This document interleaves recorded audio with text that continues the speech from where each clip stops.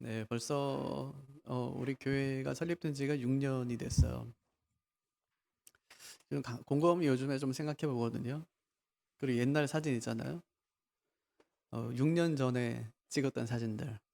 네, 그 전에 또 이 교회 막 리모델링 하면서 찍었던 사진들.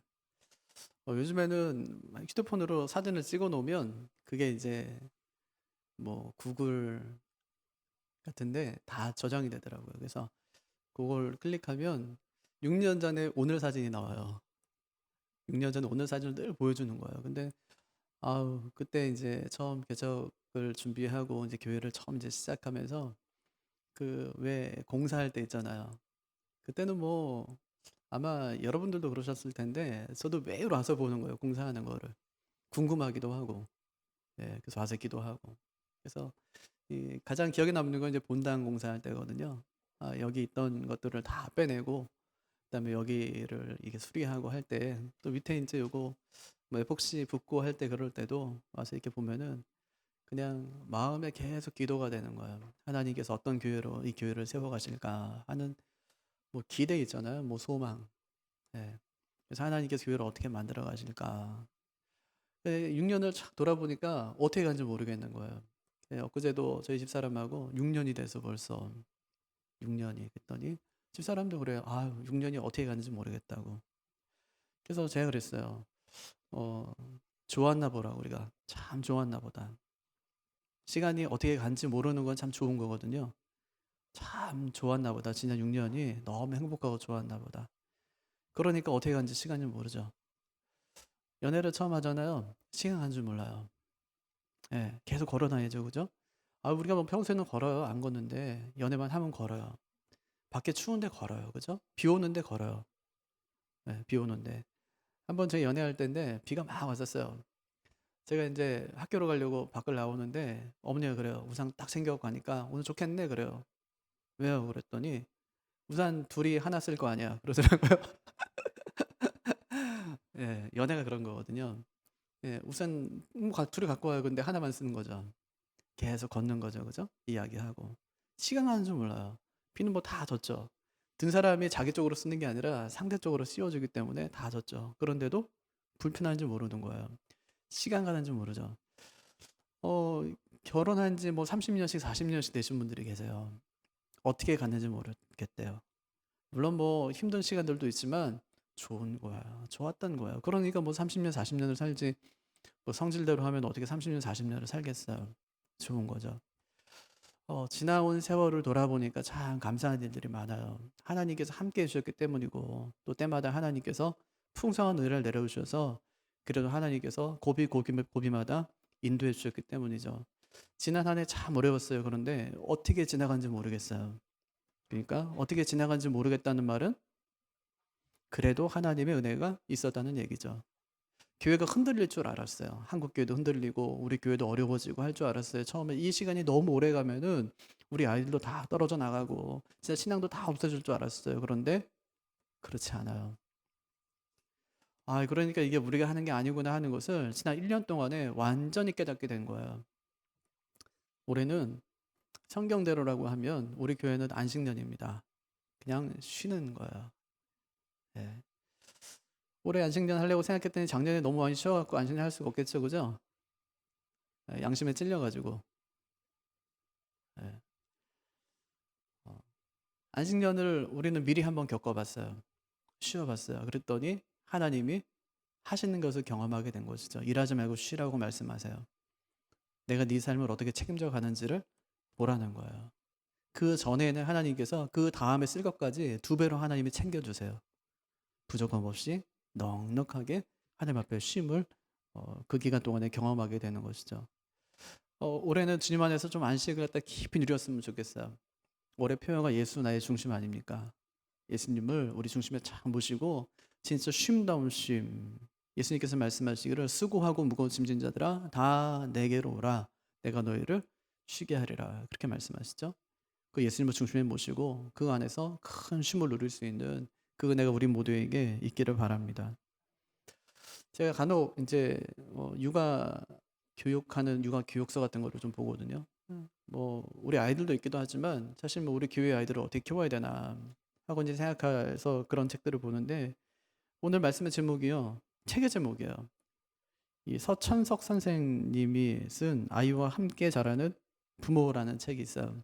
그 책에 보면 이런 얘기하거든요. 좋은 육아는 아이를 위해서 하는 것이 아닙니다. 부모 자신을 위해서 하는 것입니다. 그런 얘기가 있어요. 100% 공감이 되더라고요. 부모들이 열심히 아이 뒷바라지 해가지고 대학을 보내요. 공부시키면서 뭐라고 하냐면 나 좋으려고 하냐? 너 좋으라고 하는 거지. 그렇게 이야기하거든요. 그래서 아이가 열심히 공부해서 대학을 가게 되면 아이만 좋은 게 아니에요. 아이의 좋은 것을 보는 부모가 좋은 것이죠. 아이를 잘 키우는 것은 아이만 좋게 하기 위해서가 아니에요. 아이를 잘 키우는 것은 부모 좋기 위해서 아이를 잘 키운다는 것이죠. 소설 토지를 보면 검은 똥을 누워봐야 철이 든다는 말이 나와요. 검은 똥은 해산을 말하는 거거든요. 그러니까 아이를 낳아봐야 비로소 철이 든다. 그런 얘기예요. 김형석 교수가 100년을 살아보니라는 책에서 예수는 돼야 철이 든다. 그렇게 이야기했어요. 예수는 돼야 철이 든다. 옛날 할머니들은 사람은 철 들면 죽는다. 그렇게도 이야기하셨거든요. 철이 든다고 할 때 철은 계절을 말합니다. 봄이 지나면 여름이 오죠. 초여름이라고 부르기도 하고 완연한 여름이 되었다. 그렇게도 이야기하죠. 철이 든다는 말은 완연한 계절이 되었다는 얘기예요. 그러니까 어찌 보면은 어, 그 사리 분별력이 생기고 성숙해진 것을 가리켜서 철이 들었다. 그렇게 이야기하는 것이죠. 그러면 신앙의 철은 언제 들까요? 신앙의 철 언제 들어요? 예수님 만나면. 예수님 만나면 그제서야 신앙의 철이 드는 것입니다. 제가 신학교 다닐 때 한 구약 교수님이 한 번은 자기 마음을 진솔하게 고백하신 적이 있어요. 사실 자기는 구약을 가르치면서 참 어려웠대요. 그럼 박사학위 받으면은 그냥 아모스 몇 장 몇 절, 몇 구절 가지고 열심히 연구해서 박사학위를 받거든요. 그러니까 구약의 모든 것을 아는 게 아니라 그 분야에 대해서 전문가가 되는 거예요. 에베소서면 에베소서, 빌립보서면 빌립보서의 전문가가 돼서 신약학 박사를 받든지 구약학 박사를 받는 거거든요. 그러니까 전체를 한 번에 쫙 통달할 수 있는 건 뭐냐면 끊임없이 연구하고 읽어내야지 가능한 것이지 그냥 박사 공부했다고 구약 전체를 아는 것은 아닐 거예요. 그분이 그러셨어요. 그분이 뭐라 하시냐면 자기가 구약을 가르치다 보니까 구약에 대한 전체적인 전반적인 이해가 쫙 되더라는 거예요. 강의 준비를 하면서 여러분에게 강의를 하면서 오히려 내가 배우게 되었노라고 그렇게 말씀하셨어요.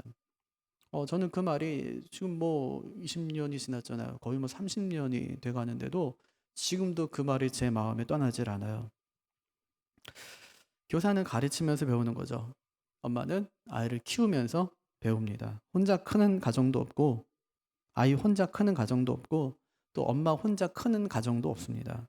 아이도 부모도 함께 자라가는 것이죠. 오늘 말씀은 쉐마잖아요. 쉐마는 경건한 유대인들이 아침 저녁으로 암송하는 구절입니다. 그들의 신앙 고백이자 기도입니다. 마치 우리의 주기도문과 사도신경과도 같은 거예요. 쉐마는 두 부분으로 나눌 수 있어요. 첫 번째는 하나님은 누구신지, 두 번째는 하나님을 어떻게 사랑해야 되는지, 이 두 부분이에요. 그래서 오늘 말씀 들으라로 시작하죠. 이것이 히브리어로 쉐마예요. 뭘 들으라는 것일까요? 하나님이 누구신지를 들어라. 그렇게 말씀하세요.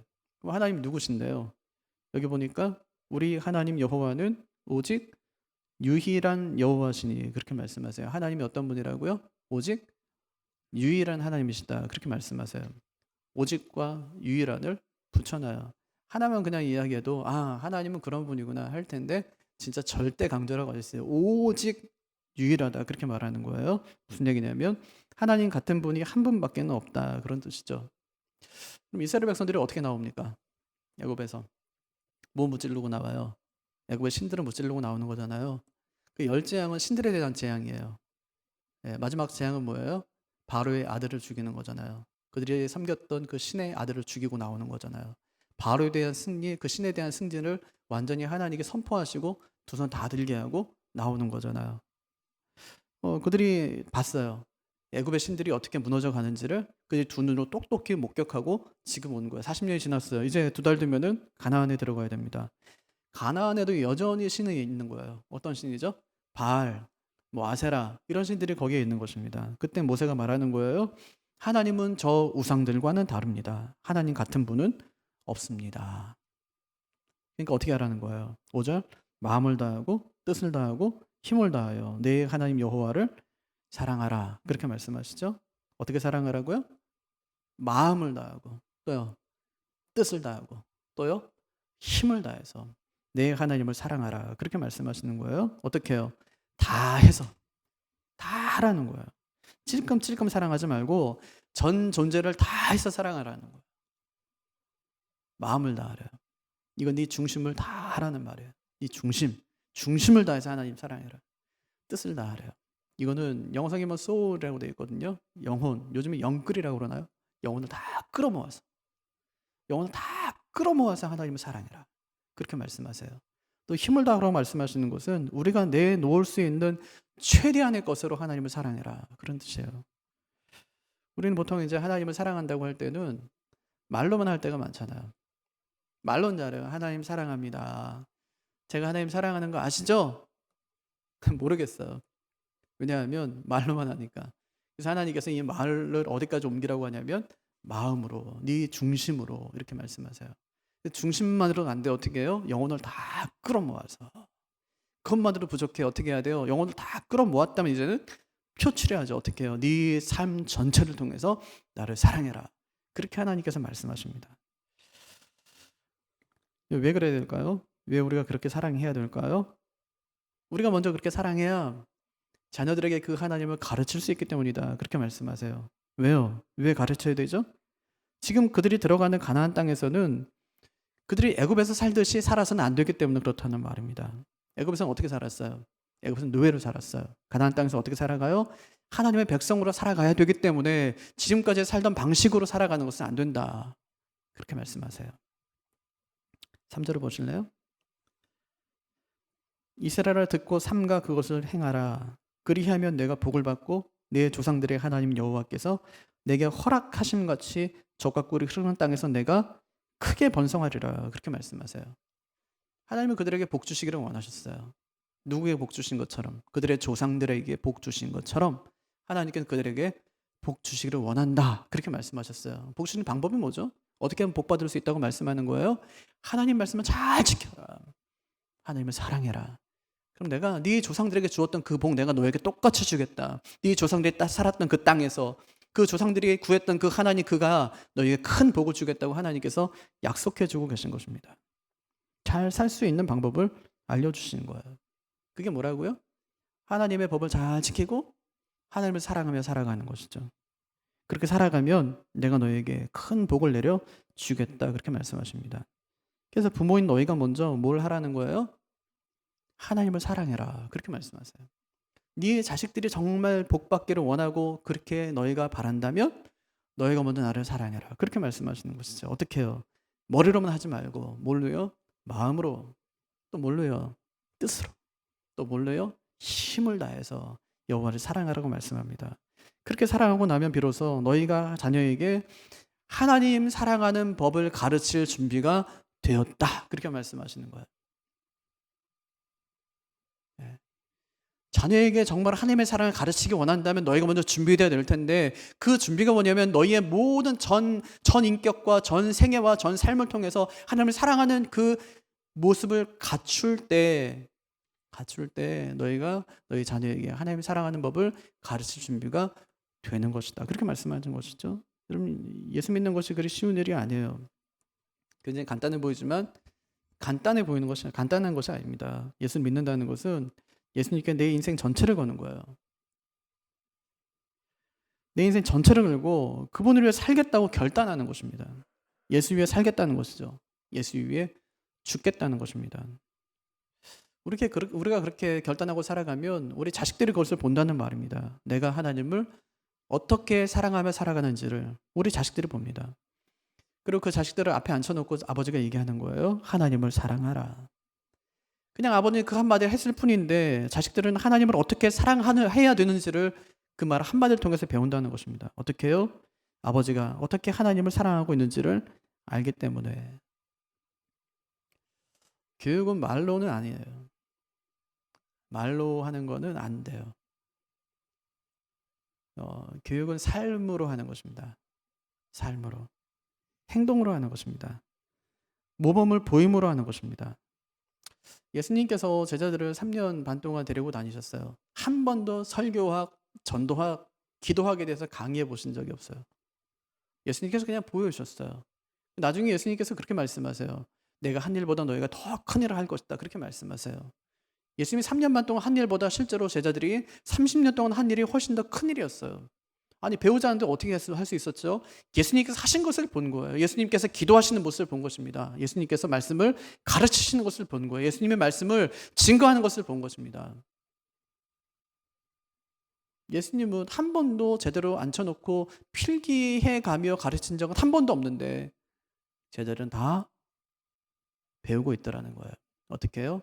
예수님의 모습을 통해서 배우고 익힌 것이죠. 여러분 교육은요 하라고 한다고 해서 되는 것이 아니에요. 자식은요 부모의 모습에 감동이 되면 그 뒤를 따르게 되어 있다는 말입니다. 그래서 하나님께서 말씀하세요. 나를 사랑해라.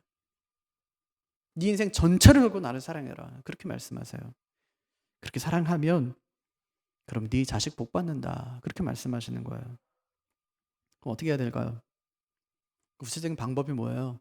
오늘 말씀해 보니까요. 6절에 이렇게 말씀하세요.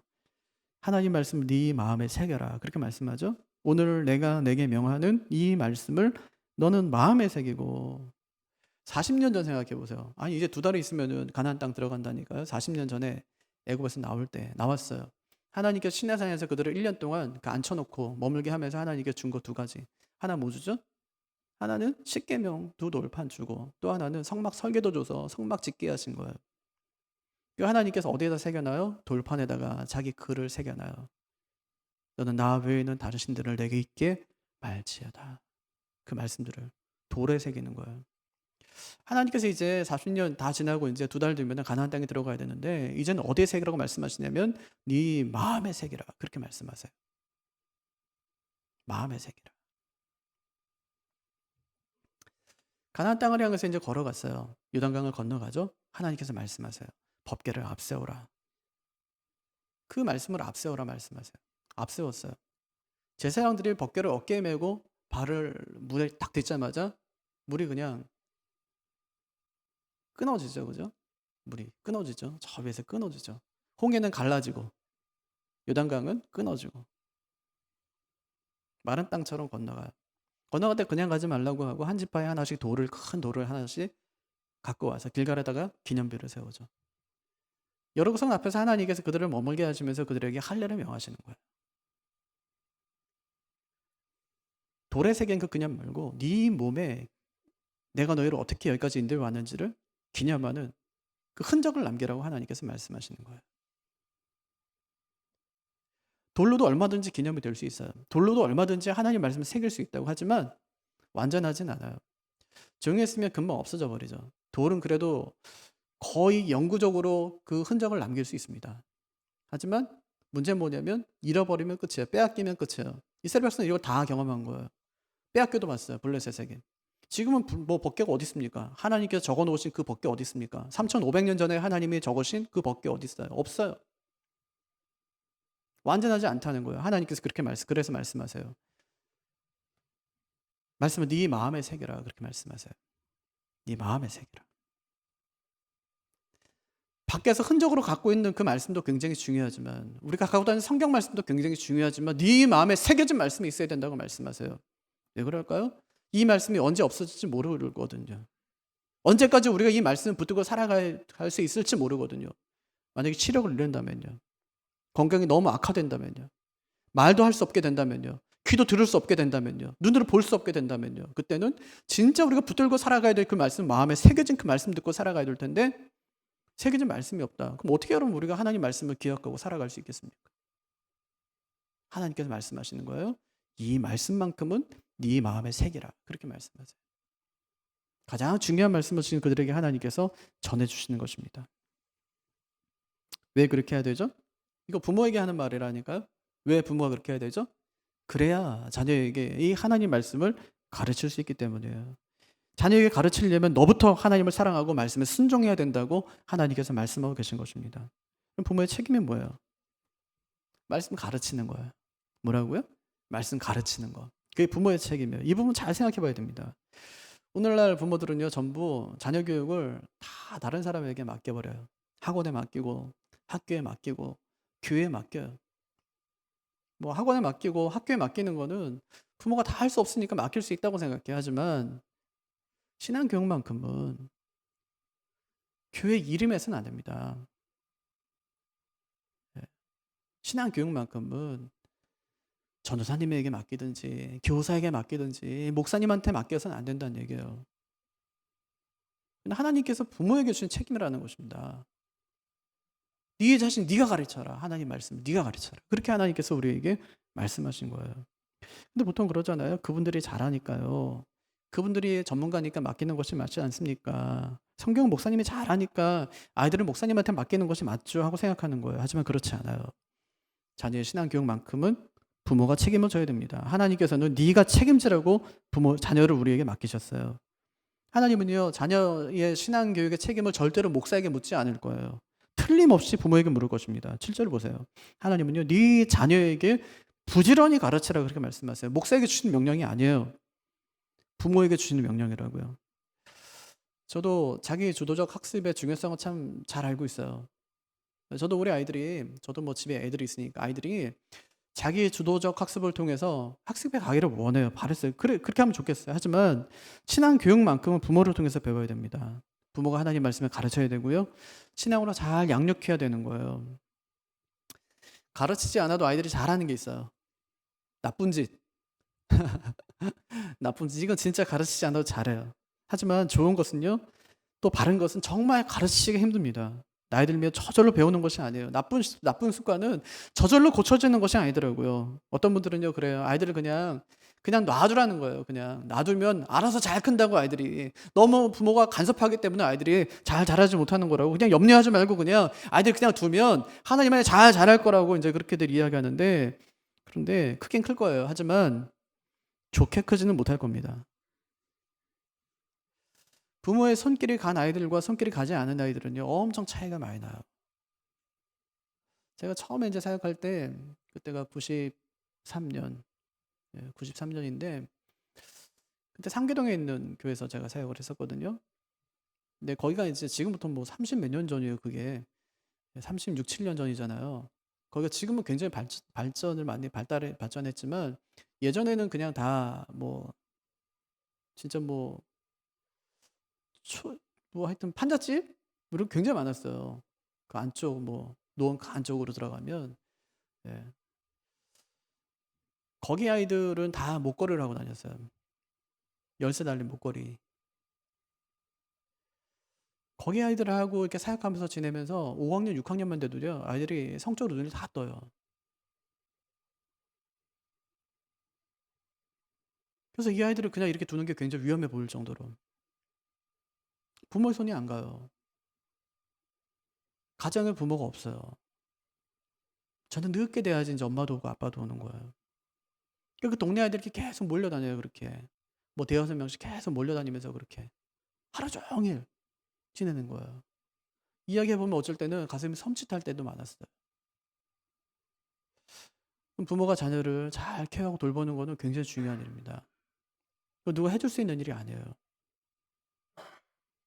어릴 때 자녀들과 함께 지내면서 아이들과 함께 예배할 수 있다는 거는 자녀에게 줄 수 있는 가장 큰 선물이고 그 아이가 받을 수 있는 가장 큰 복이라는 것입니다.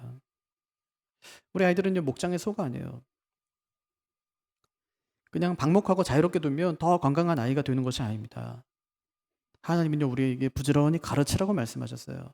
언제 어디서든지 가르치라고 말씀하십니다. 집에 앉았을 때이든지 길을 갈 때이든지 누워있을 때이든지 일어날 때이든지 이 말씀을 강론하라 그렇게 말씀하시죠. 정말 중요한 말씀을 지금 하고 있는 것입니다. 인간은요, 기본적으로 타락한 존재이기 때문에 아무도 없으면 자기 마음대로 그냥 행동해버리는 거예요. 집에서는 괜찮은데 밖에 나가면 이상한 아이가 되는 거예요.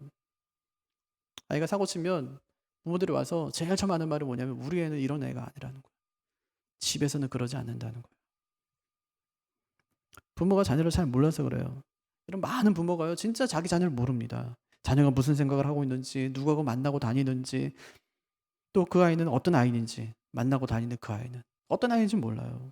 자기 애가 자기 방에 틀어박혀서 휴대폰으로 누구하고 지금 무슨 대화를 하고 있는지, 무슨 음악을 듣고 있는지, 무슨 책을 보면서 무슨 영향을 받고 있는지를 부모가 잘 모른다는 말이에요. 그래서 하나님께서 말씀하시죠. 네 자녀가 집 안에 있든지 집 밖에 있든지 동일한 생활 원리가 적용되게 하라. 그렇게 말씀하시는 거예요. 집에서 다르고 밖에서 다른 그런 아이를 키우지 말라는 말씀이죠.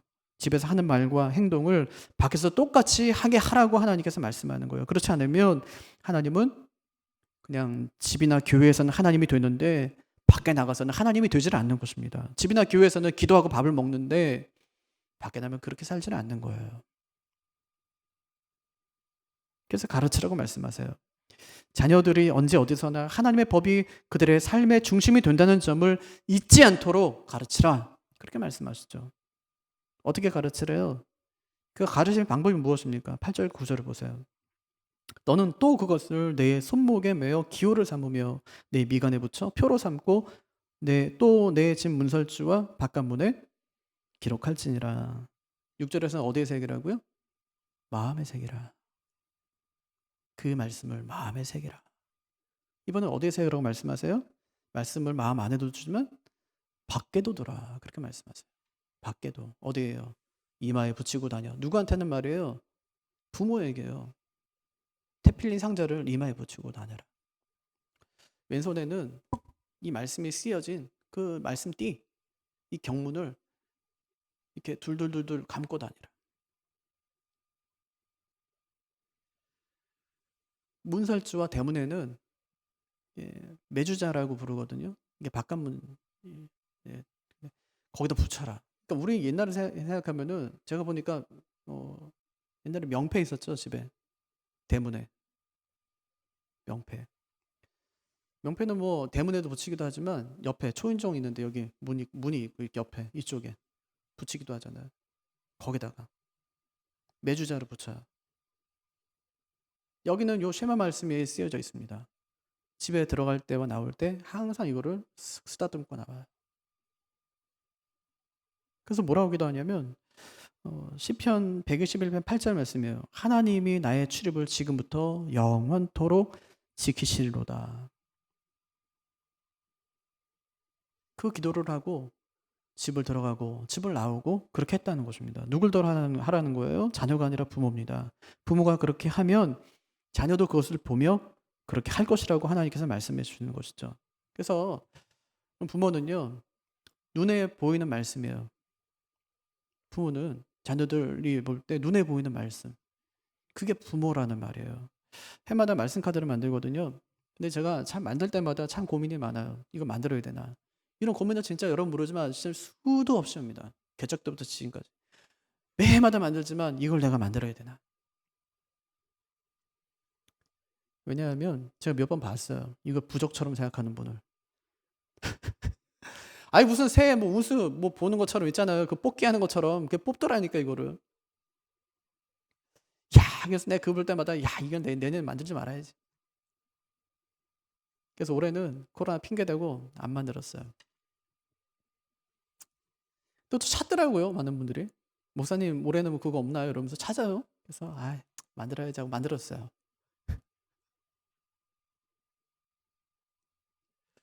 올해는 뭐 그냥 나눌 수가 없으니까 집집마다 이제 배송하려고 그래요. 달력, 또 말씀 요 카드, 또 설교 노트, 그다음에 우리 교사들은 교사 수첩까지 해서 이 패키지를 해갖고 이제 이번 주에 해서 보내려고 합니다. 말씀 카드 어떻게 줄 거냐면요. 말씀 카드는 그냥 뭐 교역자들이 기도하면서 주지 않으려고 그래요. 각 집집마다 뭐 적당한 말씀 뽑아서 골라서 주려고 하지도 않습니다. 그냥 위에서부터 차례대로 가도 숫자만큼 그냥 넣으려고 그래요. 그러니까 우리도 의미 없이 줄 테니까 여러분도 이것을 무슨 뭐 새해 운수 보듯이 그렇게 보지 마시고 네 건 뭐냐 가려놓고 막 뽑기 막 이렇게 하면서 네 건 뭐냐 하나님께서 뭘 주셨냐 이렇게 그래서 살지도 않을 거면서 막 그렇게 하지 마시고 모든 말씀이 하나님의 말씀인 줄 믿고 감사하면서 받으시길 바라요. 그러면 성경책 중에는 어떤 성경책은 읽다 은혜 받으면 밑줄 긋는 성경이 있어요. 그으세요. 하지만 어떤 성경은 밑줄 긋지 않고 읽을 수 있는 성경이 있어야 됩니다. 밑줄 그으면 그것이 내 마음에 와서 닿아가지고 다른 구절이 보이질 않아요. 모든 말씀이 하나님의 말씀이라고 생각했을 때는 밑줄 긋지 않고 한 구절 한 구절을 하나님이 주신 나의 말씀이라고 생각하고 읽어 내려가는 것이 굉장히 좋습니다. 또 이번에는 중등부 이상 전 교인에게 설교 노트를 배부하려고 합니다. 설교 노트 주는 이유는 간단해요. 적자생존, 적는 자가 살아남는 거예요. 원래 하나님께서 우리에게 주신 그 말씀을 좀 한 구절도 좋아요. 한 단어도 좋아요. 매주마다 한번 적어보십시오. 그리고 적은 그 말씀이 오늘 내 인생의 결론이 된다는 심정으로 한번 살아내 보시기를 바랍니다. 여기 앉아 계시지만 우리 심장로님이 개척한 대로 저는 6년 동안 매일 정말 새벽마다 1시간 반, 2시간씩 말씀 읽으셨어요. 처음에 눈으로 보기 시작하고 그 다음에 소리내서 막 또 몇 년을 읽기 시작하고 요즘에는 그 6년 동안 읽은 것이 거의 한 20번 돼요. 엄청나잖아요. 6년 동안 20번. 평생 읽어도 20번을 못 읽는데 6년 동안 20번 읽으셨어요. 뭐 거의 80 되셨잖아요. 눈 아프다고 누가 말할 수 있어요? 누가 뭐 눈이 안 보인다고 그래요? 장로님 앞에서. 누가 뭐 몸이 안 좋다고 그래요? 장로님 앞에서. 네. 몸이 안 좋으신데 건강도 안 좋으시고 아픈 데도 있으신데 새벽마다. 요즘에는 그동안 밑줄 걷던 말씀들을 쓰기 시작하셨대요. 저한테 하시는 말씀이 뭐냐면 목사님 신앙생활이 달라졌어요. 목사님이 왜 그렇게 성경 읽으라고 했는지 이제 알겠다고. 저한테 그래서요. 신앙생활을 새로 하는 것 같은 느낌이라고 기분이라고. 말씀 붙들고 한번 살아보시길 바랍니다. 왜 내 인생에 이렇게 활력이 없고 왜 의욕이 없을까? 내 안에 왜 내 마음 자꾸 공허할까? 안 채워져서 그래요. 사랑 좀 받고 싶은데 사랑이 안 채워지면 그럴 수 있잖아요. 뭐 물질이 안 채워지면 그럴 수 있잖아요. 말씀을 한번 채워보시라고. 하나님 말씀으로 내 마음의 빈 공간들을 한번 채워보시라고요. 읽으십시오. 적어보십시오. 손으로 공책에도 적고 여러분 마음에도 한번 새겨보십시오. 적는 자가 살아남는 거예요. 새기는 자가 산다고 하나님께서 말씀하시죠. 오늘 말씀 정리할게요. 하나님은요 부모에게 부지런히 자녀를 가르치라고 말씀합니다. 부모는 어떻게 해야 된다는 말이에요. 부지런해야 된다는 거예요. 부지런해야 된다. 부지런하면 반대는 게으름 아닙니까? 잠언서에 보면은 부지런한 자는 지혜로운 자이고 게으른 자는 어리석은 자이다. 그렇게 하나님께서 말씀하세요. 부지런한 부모가 지혜로운 부모라는 말입니다. 이것이 자녀 교육에서도 잘 나타나야 돼요. 부모는 자녀의 신앙을 자기의 신앙, 자신의 신앙을 자녀의 마음속에 심을 수 없습니다. 그 일은 오직 하나님만 하실 수 있죠. 그럼 부모가 할 수 있는 일은 뭐냐면 하나님 말씀을 부지런히 가르치는 일이에요. 가르치는 일. 그럼 하나님이 심으실 거예요. 나는 심었고 아볼로는 물을 주었지만 오직 자라게 하시는 분은 하나님이시니라. 그렇게 말씀하시죠.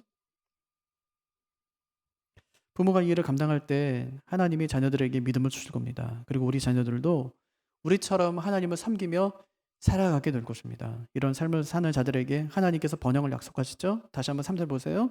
왜 그렇게 살라고요? 이스라엘아 듣고 삼가 그것을 행하라. 그리하면 내가 복을 받고 내 조상들의 하나님 여호와께서 내게 허락하심 같이 젖과 꿀이 흐르는 땅에서 내가 크게 번성하리라. 아멘. 하나님께서 우리에게 그런 약속해 주십니다. 이 약속은요 3500년 전에 그들에게만 주신 약속이 아니라 그리스도 안에 살아가는 모든 사람들에게 주신 약속입니다. 이 약속 굳게 붙들고 부지런히 자녀들에게 하나님 말씀을 가르치는 그런 분들이 꼭 되시기를 바랍니다. 이번 한 주간도 예수님을 중심에 모시고 살아가는 우리 모두가 되기를 주님의 이름으로 축복합니다.